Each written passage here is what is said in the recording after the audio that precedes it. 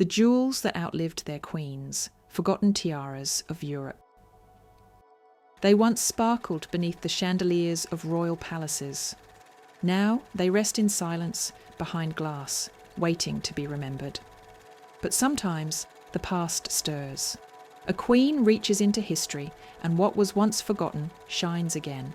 In March 2025, Queen Mary of Denmark appeared at a state dinner in Finland wearing a tiara that had not been seen on a royal head for more than 140 years. For decades, it sat quietly inside the Amalienborg Museum, overlooked by visitors who never realised they were standing before a treasure once worn by a queen who lived 2 centuries ago. That moment was not just about fashion, it was about resurrection. Because hidden in vaults, museums and forgotten drawers are jewels that have outlived their queens. Pieces that witnessed love, loss, exile and even scandal, only to return centuries later as symbols of endurance. Today we uncover these extraordinary treasures. Jewels that refuse to vanish, that found their way back to light, and that remind us that history itself can glitter again. Before we begin, please support my channel by clicking on the like and subscribe button. Thank you. We begin with the golden tiara of Queen Caroline Amalie. Imagine walking through a museum and realising that what you see behind glass once sat upon the head of a queen. For more than a century, a slender gold tiara rested quietly at the Amalienborg Museum in Copenhagen. It appeared simple, almost unremarkable to the casual visitor. Few knew it once belonged to Queen Caroline Amalie, wife of King Christian VIII of Denmark. This tiara was created around the year 1820. Unlike the glittering diamond crowns of later years, it carried a classical charm. 11 carved gemstones, collected by King Christian himself during his travels through Italy between 1819 and 1821, were set in a narrow golden band. Each stone came from the ancient ruins of Rome and Pompeii, reflecting the fascination of the time with classical art and history. After Caroline Amalie's death, the tiara disappeared from the royal wardrobe. It was not worn, not lent, not passed down. It simply became a museum piece, placed on public display, yet forgotten. Then, in March 2025, Queen Mary of Denmark decided to change that. At a state dinner in Finland, she appeared wearing the golden tiara, allowing it to shine again for the first time in 140 years. Historians were astonished. The Danish palace confirmed that the tiara had not been worn for generations.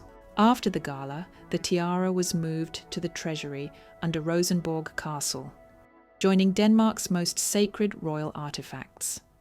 For Queen Mary, it was more than a jewel. It was a bridge to the past, a message that royal history must not remain silent behind glass, but live and breathe again in the present.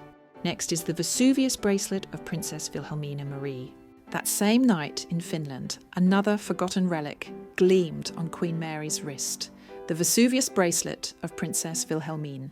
Marie carried a story of love and loss carved in gold. In 1828, Prince Frederick, the future King Frederick VII, travelled through Italy. Captivated by the sight of Mount Vesuvius, he selected gemstones found at the base of the volcano and had them set into a golden bracelet for his bride, Princess Wilhelmine Marie. Inside, he engraved a message in French that read, "From the summit of blazing Vesuvius, my heart flies to you." April 24th, 1828. It was a declaration of passion and devotion, but like the volcano itself, their marriage soon erupted and crumbled. By 1834, the couple had separated. In 1837, they divorced. The romantic promise faded, but the bracelet remained, joined Denmark's royal collection. Nearly 2 centuries later, Queen Mary brought it back to life. She paired it with Caroline Amalie's golden tiara during the same Finland gala. uniting two artefacts that had slept for generations. The bracelet's inscription still glimmers faintly inside the gold. Love may not have lasted, but the jewel endured, carrying forward a whisper from the 19th century into the modern age. Now we have the citrine jewels of Countess Danner. Few stories in royal jewellery are as defiant as that of Countess Danner. Born Louise Christine Rasmussen, she began life as a ballet dancer and dressmaker in Copenhagen. Fate, however, had other plans. She met King Frederick VII, and against all expectations, he fell deeply in love with her. In an era when marrying a commoner was considered scandalous, Frederick ignored royal protocol and made her his wife. The court was outraged. Newspapers ridiculed her, yet the king's affection never wavered. As a symbol of his devotion, he presented her with a dazzling set of golden yellow citrine jewels. Citrine, often called the merchant's stone, symbolised prosperity, warmth, and clarity. To Countess Danner, it symbolised acceptance in a world that tried to deny her. After the king's death, the jewels were sold at auction. They passed through several hands before the Carlsberg Foundation repurchased them decades later and placed them in a museum.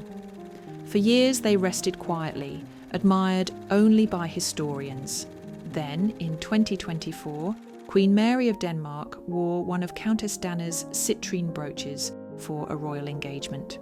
She wore it again the following year alongside the golden tiara and Vesuvius bracelet at the Finland state dinner.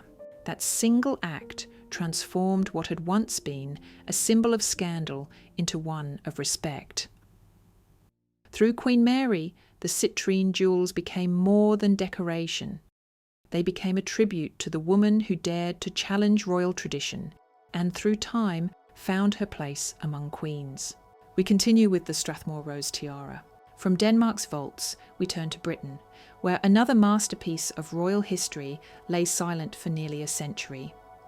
The Strathmore Rose tiara was a wedding gift to Lady Elizabeth Bowes-Lyon from her father, the Earl of Strathmore, in 1923. That young bride would later become Queen Elizabeth, the Queen Mother. The tiara was designed as a garland of diamond roses, delicate and romantic, perfectly suited to the graceful style of the 1920s. The Queen Mother wore it low across her forehead, as was fashionable at the time, its diamonds glinting like dew on morning petals. But fashions changed, and the tiara vanished from public view. For nearly 100 years, no royal wore it again. Many assumed it had been retired permanently or become too fragile for use. Then, in November 2023, during a state banquet at Buckingham Palace, honouring the President of South Korea, Catherine, Princess of Wales, appeared wearing the Strathmore Rose tiara. The reaction was immediate. The press called it a breathtaking revival, a crown reborn. Seeing Catherine wear the same tiara her husband's great-grandmother once wore was like watching history repeat itself with grace. The roses had bloomed once more, bridging generations of royal women in a single glittering moment. Next, the Greville emerald Kokoshnik. While some jewels waited quietly, others were simply hidden from the world. Among them was the Greville emerald Kokoshnik tiara, created by the French jeweller Boucheron in 1919 for the wealthy socialite Margaret Greville. The design was inspired by the Kokoshnik headpieces of the Russian imperial court. It was made of platinum and set with rose-cut diamonds and 6 deep green emeralds, the largest weighing more than 93 carats. When Margaret Greville died in 1942, she left her magnificent collection of jewels to the Queen Mother. But strangely, this tiara was never seen. It disappeared into the royal vaults for 75 years, unknown even to many historians. Then, in October 2018, as Princess Eugenie of York walked into St. George's Chapel to marry Jack Brooksbank, the world saw it for the first time. The emerald shimmered beneath the sunlight, and the media erupted with astonishment. No one had expected such a masterpiece to exist in the royal collection. The tiara instantly became one of the most admired royal jewels of modern times.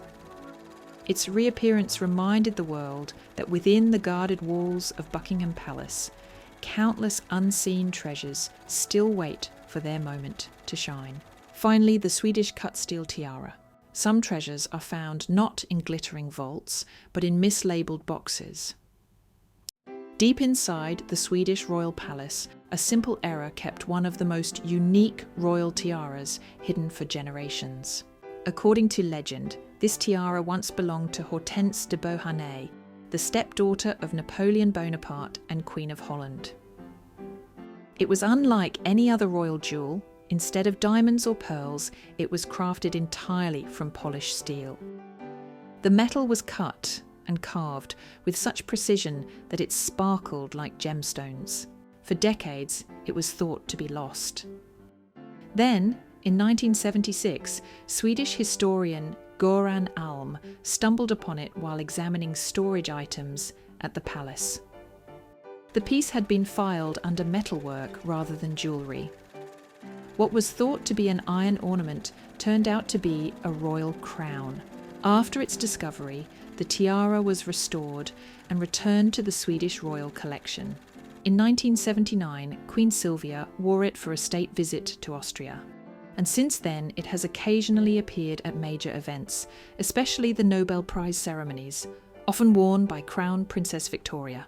It is a reminder that even in the most meticulous archives, miracles can hide in plain sight.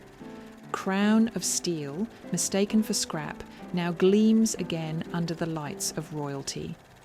From the gold of Denmark to the diamonds of Britain and the steel of Sweden, these jewels share one truth: they survived. They survived broken marriages, fading monarchies, changing fashions, and even being forgotten by time. Some were sold, others hidden, others misfiled, yet all of them endured long enough to return to the spotlight. When Queen Mary wears a museum tiara, when Catherine revives her ancestors' roses, or when Crown Princess Victoria steps out in a crown once mistaken for metalwork, they prove that history is never truly gone. It simply waits for someone brave enough to wear it again. These jewels did not just outlive their queens, they outlived entire eras. And as they shine once more, they whisper the same message through time. Beauty may fade, crowns may pass, but memory, when cherished, can never be forgotten. Which of these royal rediscoveries amazed you the most? The golden tiara from Denmark, the emerald Kokoshnik from Britain, or the steel crown that fooled the world for centuries? Let me know your thoughts in the comments below. I always read them. And if you enjoyed the story, don't forget to like, subscribe, and hit the bell. See you in the next video.